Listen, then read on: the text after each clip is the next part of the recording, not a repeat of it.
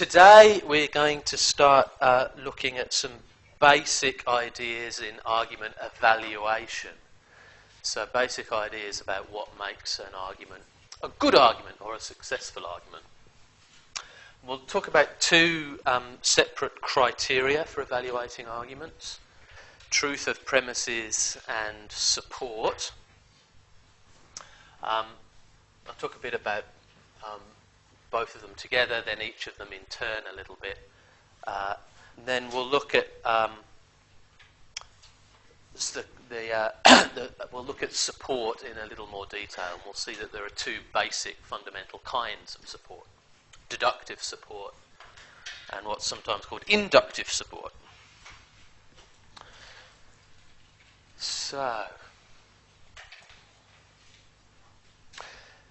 if an argument is an attempt to justify a claim by giving reasons, then a successful argument is one that succeeds in doing that, which really does give you a good reason to believe that the conclusion's true. So various terms are used to label arguments that do their job in that sense, that are successful in that sense. You might come across terms like cogent argument, sound argument. You might even come across valid argument used for that. We'll use valid in a slightly different way. There's absolutely nothing wrong with just saying good argument. A good argument is, one that really does give you a reason to believe the conclusion. So I'll typically use good or successful to mean an argument that does its job, which really does provide you with a good reason for accepting the conclusion.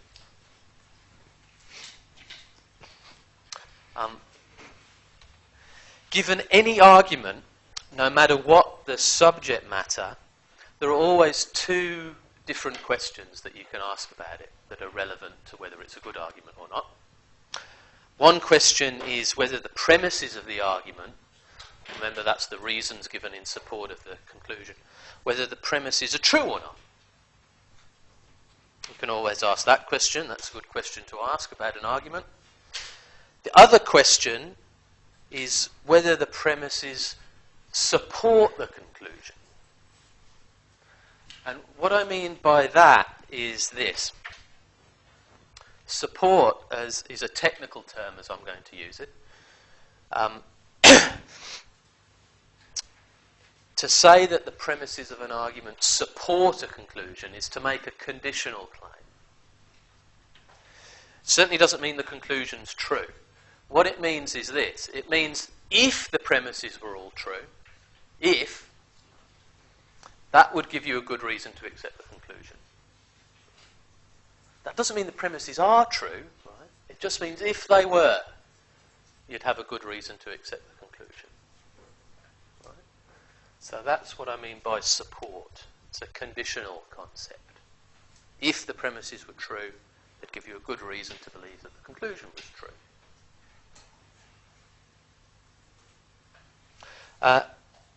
This is how I'll use the term valid.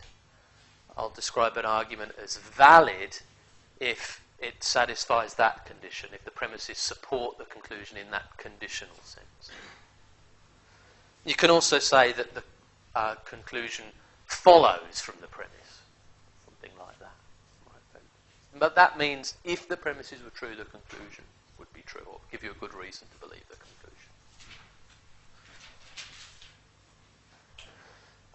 Sometimes people use this term, valid, just for a special kind of support, deductive support, which I'll talk about a bit later. I'm not going to use it in that way. If I want to disambiguate, I'll say deductively valid rather than inductively valid. But if I just say valid, I just mean the premises support the conclusion in this conditional sense. If an argument satisfies both of those conditions, then it's successful or sound. Right? Because look at the conditions. The conditions say, if the premises are all true, that gives you a good reason for accepting the conclusion. And then the second condition says, and the premises are all true. Right? If both of those things obtain, then obviously the argument succeeds. The argument really does give you a good reason for thinking the conclusion is true.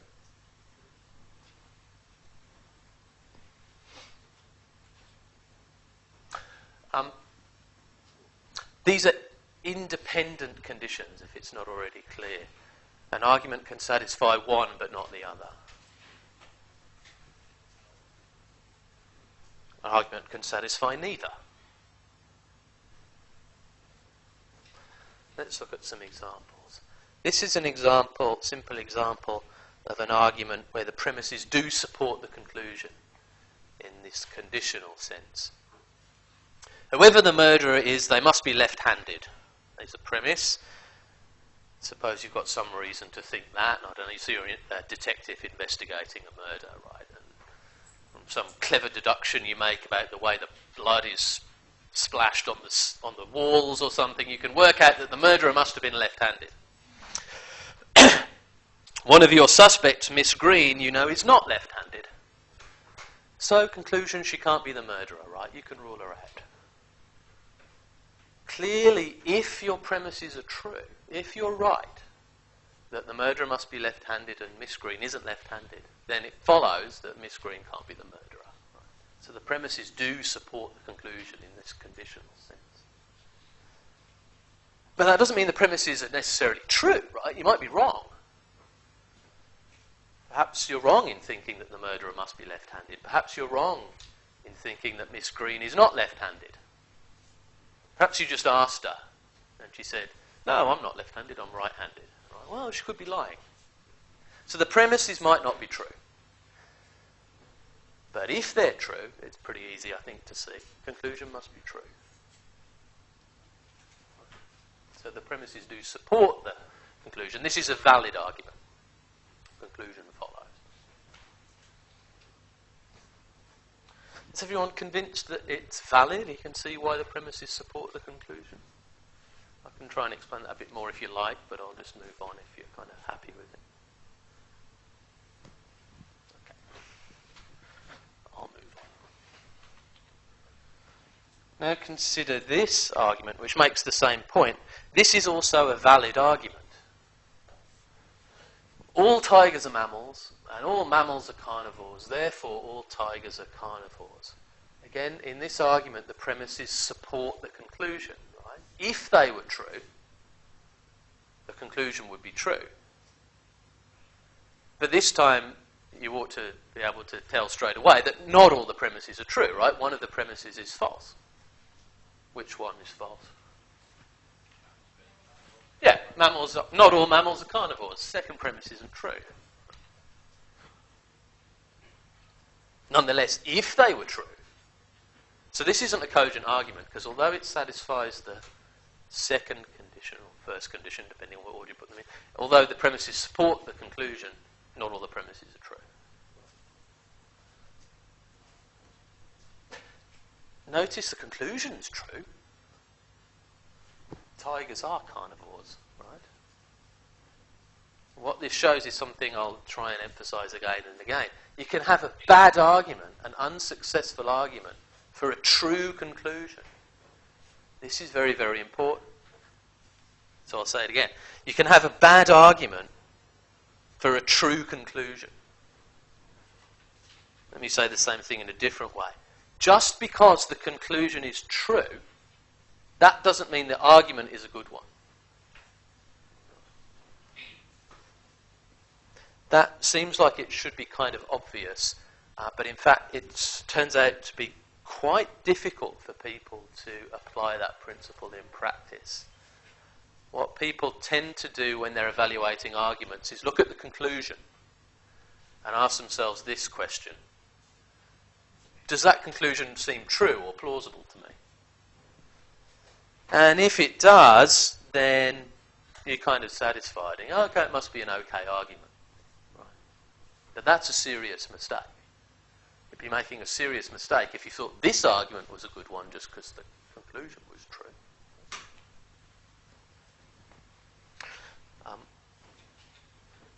I'll mention this again as we go along and maybe have some more about it next week too when we talk about my side bias.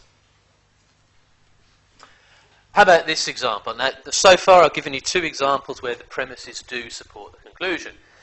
Here's an example very similar to the first one where the premises don't support the conclusion. First premise is the same. Whoever the guilty person is, they must be left-handed. And now the second premise says, oh look, and Miss Green is left-handed. Aha, so she must be the murderer. Right. But you see why this doesn't follow? Even if the premises were true, the conclusion isn't necessarily true. Can anyone explain it? Why don't the premises support the conclusion in this case? Yeah, go ahead. Well, the murderer has to be left-handed, but that doesn't mean that everybody's left-handed is the murderer. Yeah, were you going to say the same thing? Yeah. Of course, there are billions of left-handed people in the world, right? They can't all be the murderer. So just because Green is left-handed, that doesn't mean she's the murderer. All you know is that the murderer is one of the left-handed people. Good. Again, it could turn out that Miss Green is the murderer. Right? So it could turn out that the conclusion of this bad argument is true. Still a bad argument. Still not a good reason for thinking that the claim is true. The argument still fails even if the conclusion is true, even if Green is the murderer.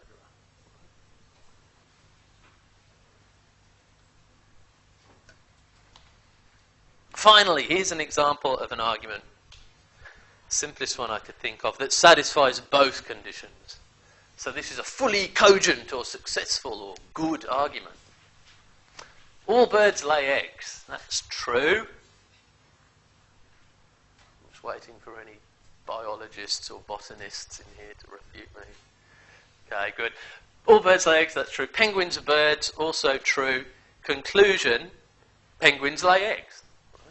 This argument is both valid if the premises were true. Conclusion would have to follow. Conclusion would also be true. And as it happens, premises are all true.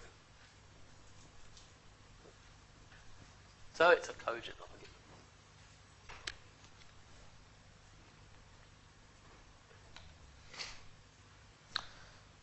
So, just to summarise, there are these two conditions, two questions, if you like, you can ask about any argument.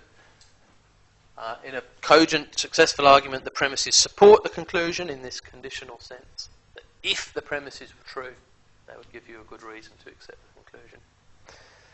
And the premises have to actually be true. If both of those things are satisfied, then you've got a cogent argument.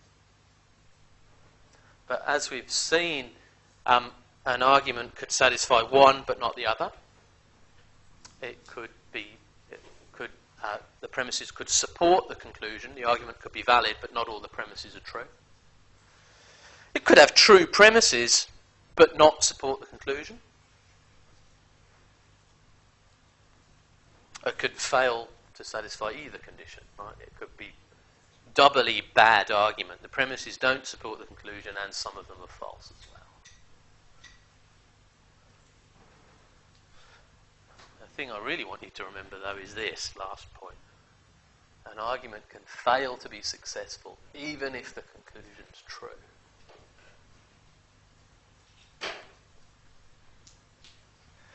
Let's have our first little quiz then. Has everyone got a pack of cards? Just put your hand up if you haven't. Very simple question first. True or false question. If all the premises in an argument are true, then they support the conclusion. Is that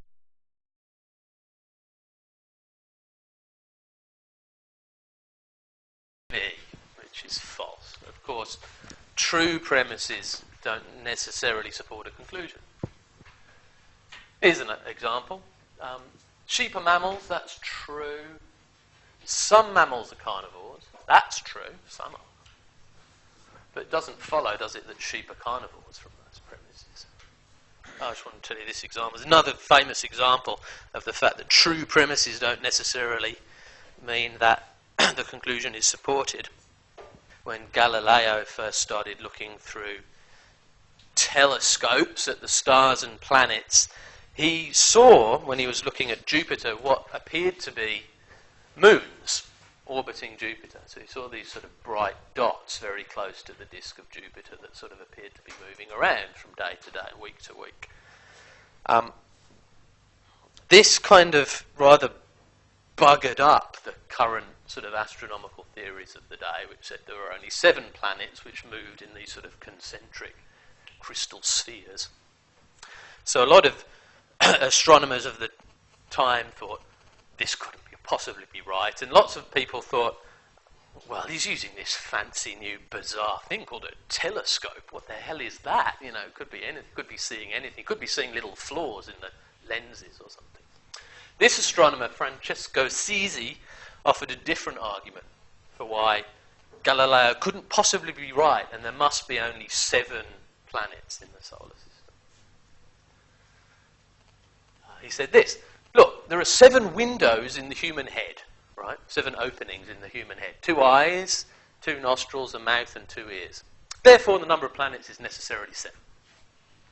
Right. So notice something about this, right? His premise is perfectly true.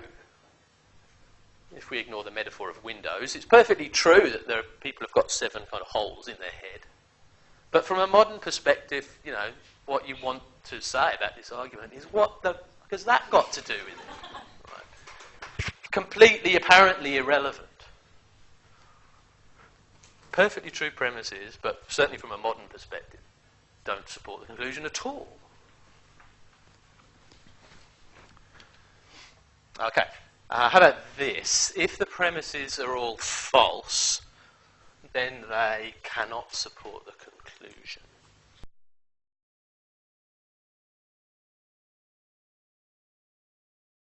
False, which is correct. Good. Because the term support, you know, also has an ordinary language meaning as well as a sort of technical meaning I've given to it, people often think that something like this must be right. How could false premises support a conclusion? But in the sense in which I'm using the term support, they can. Here's my favourite example of an argument with false premises which does support the conclusion. And in fact, it's a true conclusion in this case. All Australians drink beer is the first premise. That's actually false, right? Not all of them do. Some drink wine, some drink nothing at all. Sam is an Australian, Sam here being me. Right.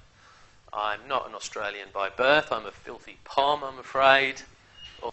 Conclusion, Sam drinks beer, right, which is true. The premises are both false, but if they were true, the conclusion would be supported. So false premises here support this conclusion. Conclusion which happens to be true, but might not have been. Yeah? So we would say it supports it, but does it still mean it's not a sound? Yes, that's right. It's not a sound or cogent or successful argument because not all the premises are true. That's exactly right. Yeah. Yeah. So for this kind of reason, support is not an ideal word because it suggests it's kind of a bit ambiguous, right? You just got to remember that I'm using it in this special kind of technical sense to mean valid, in effect. Yeah. Entail, yeah, that's a pretty good word. Yeah. Implies, you could say. Conclusion follows is another locution that I'll use sometimes. So I'm going to talk a bit more about each of those conditions in turn, starting with truth. So in order to evaluate an argument according to those criteria, you have to decide whether the premises are true or not. Right? How do you do that? How do you decide whether premises are true? Okay, so now I'm going to give you a general purpose recipe for deciding whether premises are true or not. No, I'm not. Wish I could, but there's no such thing.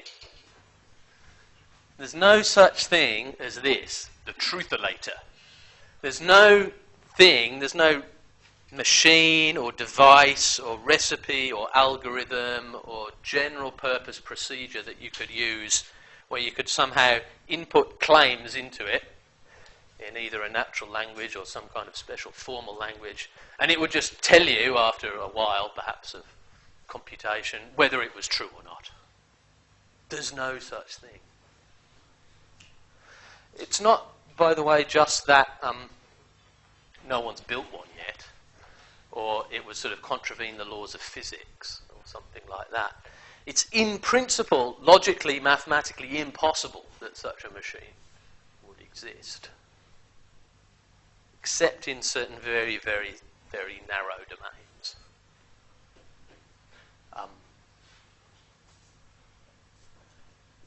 I'm not going to talk any more about that, but that's a result of various theorems in mathematical logic, some of which you may have heard of. For example, Gödel's theorem tells you, in effect, that there's no truther-later. That's not how Gödel put it, of course, but that's the import of his theorem. So, no general purpose thing I can tell you. Here's how to tell whether things are true, right? If I could do that, we wouldn't need this course, really, would we? We wouldn't need arguments at all. We just put the conclusion in, and it would tell you whether it was true or false. So instead, what we do is we can do a bit better, though, than just saying, well, just go out and find out whether it's true or not. For certain types of claim, there are certain questions you can ask about them, which can help decide whether they're true or false.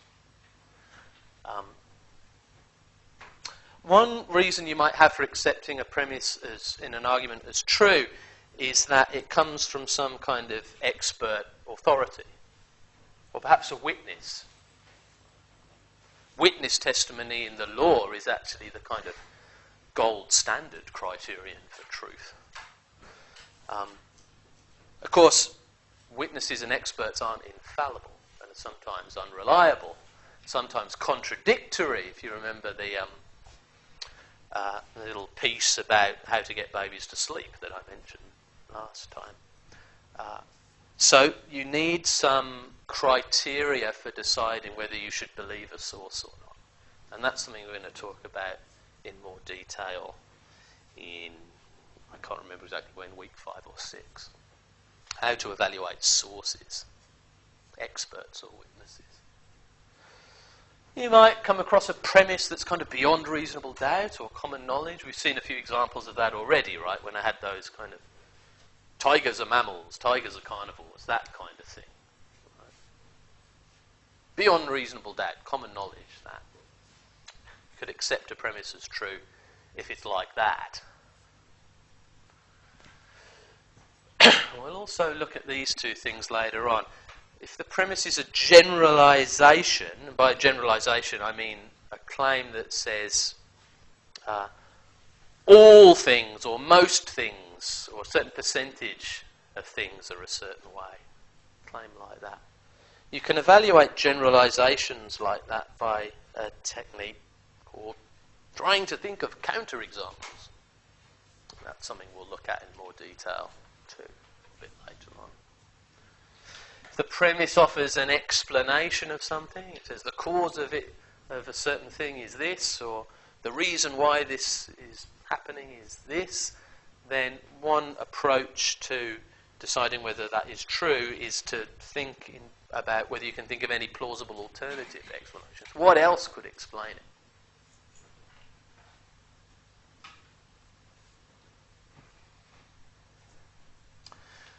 Of course, you will come across arguments which have premises where none of those questions really help, and so you end up just not knowing. You don't know whether the premise is true or not. No idea. Right? That is a fact of life. You'll come across arguments with premises where you don't know whether they're true or false. That means you can't fully evaluate the argument. You don't know whether it's a cogent argument or not, because you don't know whether the premises are true or not.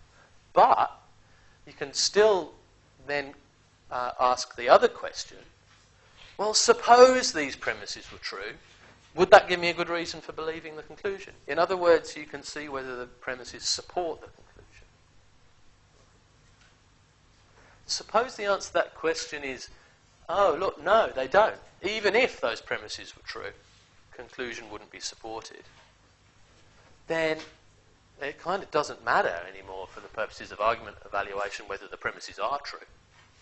You know the argument can't be fully cogent, right? Because the premises don't support the conclusion. So it's still useful to do that. We will be spending probably 75% of this unit looks at this question of support, how you can tell whether premises support a conclusion or not. Because that's the thing that you can do without knowing whether the premises are true or not, which is really useful. Right.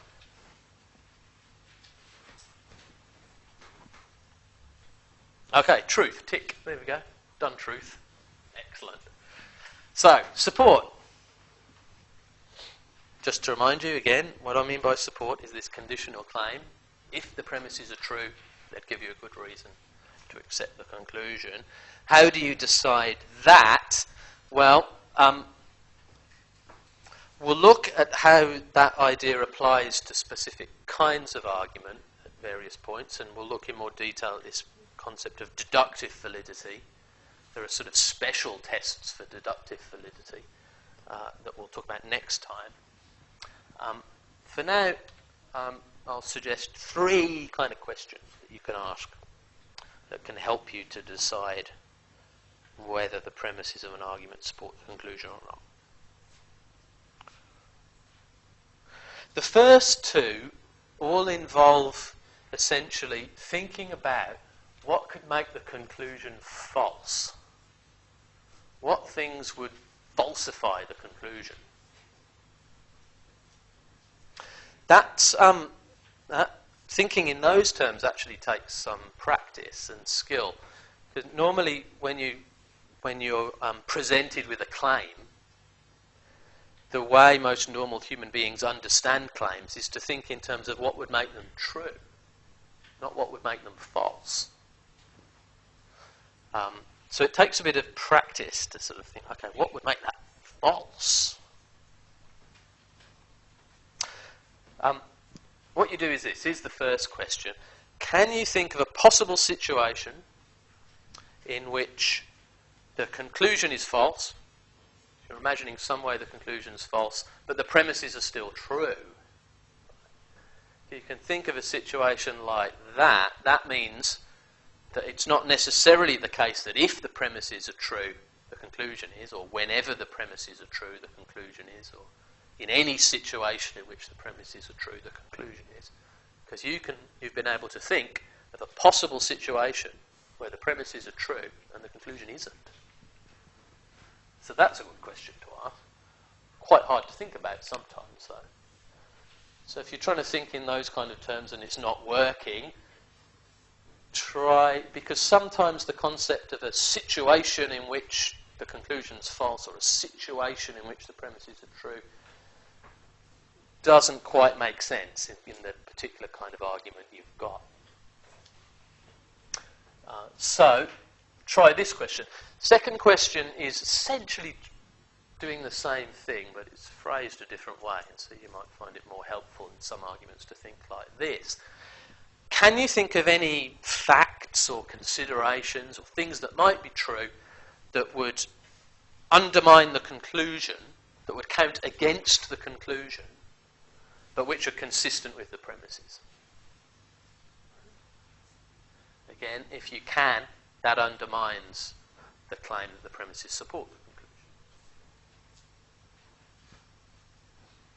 Another useful technique is to try this. Can you think of a similar argument, an analogous argument, which is obviously kind of invalid, and which is obvious that the premises don't support the conclusion? The easiest way to do that is to try and think of an argument of the same kind, which has obviously well known to be true premises, but obviously false conclusion. We'll see a bit more about that method next time. Let's look at some examples. Here's a simple one to start with. This is an invalid argument. Premises don't support the conclusion. Everyone who lives in Melbourne lives in Victoria. That's true, right? Joan lives in Victoria, let's suppose. Therefore, Joan lives in Melbourne. Does anyone want to have a go at explaining why that conclusion doesn't follow, why that's an invalid argument? Yeah. There are places in There are places in Victoria other than Melbourne where Joan might live. Exactly. Give me an example. Everyone says Geelong normally. But yes, of course, Mildura, Geelong, Ballarat, are all these places. So if you think about it, what you just did was you thought of a possible situation. Joan lives in Mildura, or some other town in Victoria that's not Melbourne. And in that situation, the conclusion's false, but the premises are still true. Right? She still lives in Victoria. That's important. And you haven't sort of mentally rearranged the sort of political geography of Australia. Right? Everything's still the same. So we've applied that first technique to get this one. Does that make sense?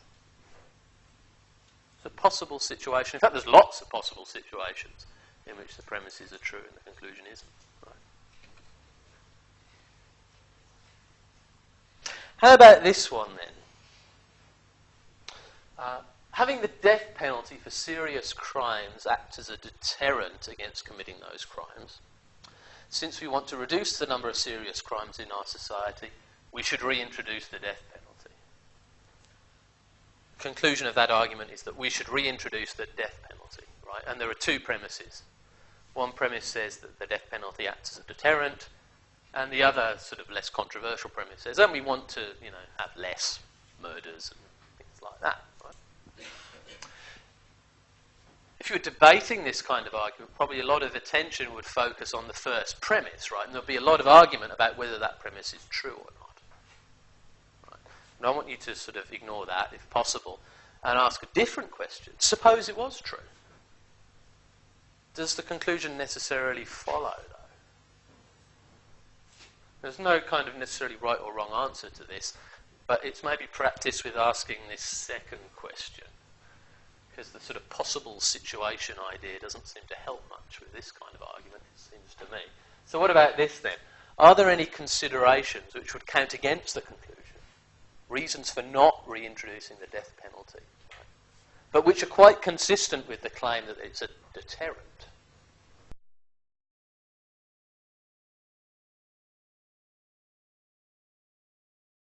We get it wrong. Yeah, right. People didn't necessarily commit the crime. Good, yeah, that's the one I would have thought of too. A consideration that counts against the conclusion is, look, no matter how good your legal system, sometimes you might execute an innocent person. And so that's a bad thing, presumably, everyone can agree. Perfectly consistent with the claim that it deters people. But now the argument looks a bit weaker. Yeah.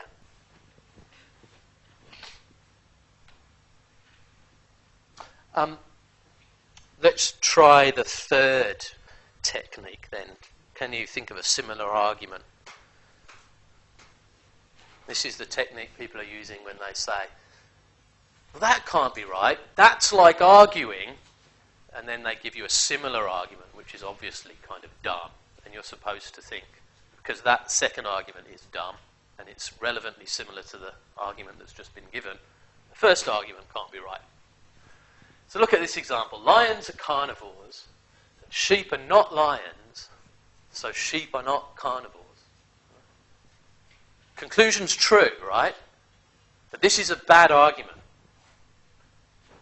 So, now this is difficult to do this without practice, but can anyone think of an argument which is like that, but which is kind of much more obviously mistaken? I think it's not quite immediately obvious that this is an invalid argument, because everything in it is true, right? The premises are all true, and so is the conclusion. So it leaves people with this sort of vague feeling of, oh, it must be okay. Yeah.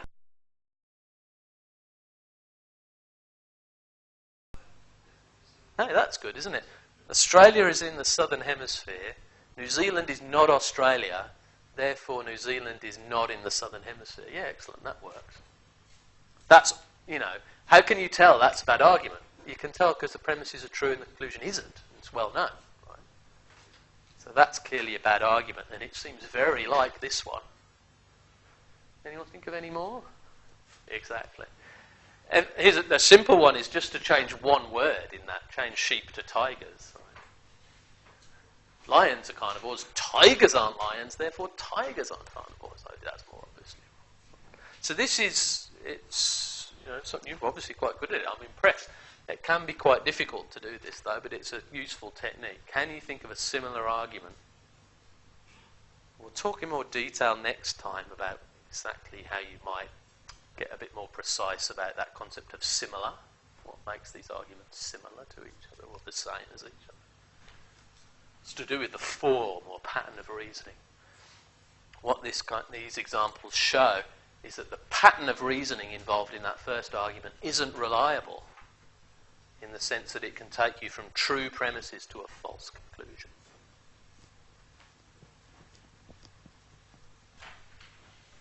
I want to now briefly mention that there are two types of support. I think, yeah, all the examples that we've seen so far where the premises support the conclusion have been examples of a special kind. Examples where the premises support the conclusion deductively, or the argument's deductively valid. So in all these examples, they all have the same characteristic, which is this. If the premises in those arguments are true, the conclusion must be true. Couldn't be false. There's no way, no possible situation at all in which the premises are true and the conclusion's false. All right? So that's how we'll define deductively valid. So sort of, if you like, this is the strongest way in which premises can support a conclusion. If the premises are true, that rules out any possibility whatsoever that the conclusion isn't true. That's like maximal support that premises can provide for a conclusion.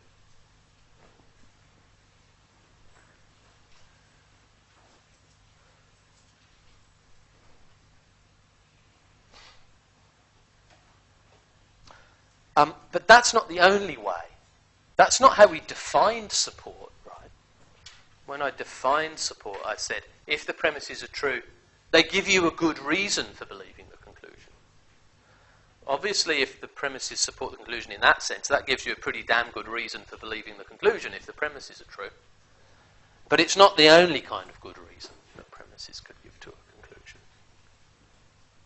I want to introduce the other kind of support that premises can have for a conclusion with this little film clip, which comes from film which is full of arguments. Nearly all the dialogue in this film consists of arguments of one kind or another. So it's really quite an interesting film from the perspective of critical thinking. And it's got Johnny Depp in it. It is, of course, the first and greatest Pirates of the Caribbean film. There's just the one. Yeah, I agree. There can be only one. So this little segment introduces an argument that's not deductively valid, but is very, very strong.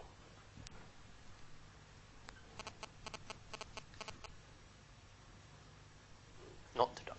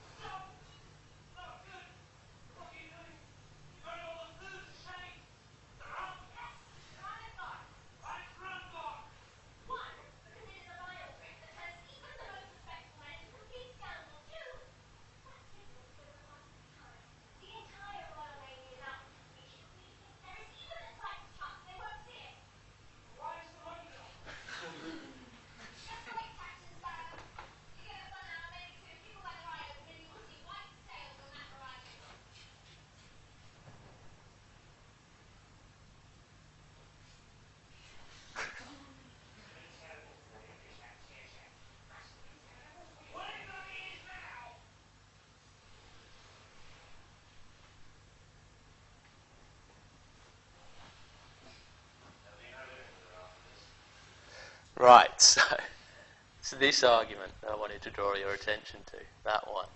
Signals over 1,000 feet high. The entire Royal Navy's out looking for me, so they're going to find us. Right. This is not a deductively valid argument. It's possible that the Royal Navy don't find them, even if the premises are true. Right. But it's very unlikely. So in this kind of example, it seems like the premises do support the conclusion.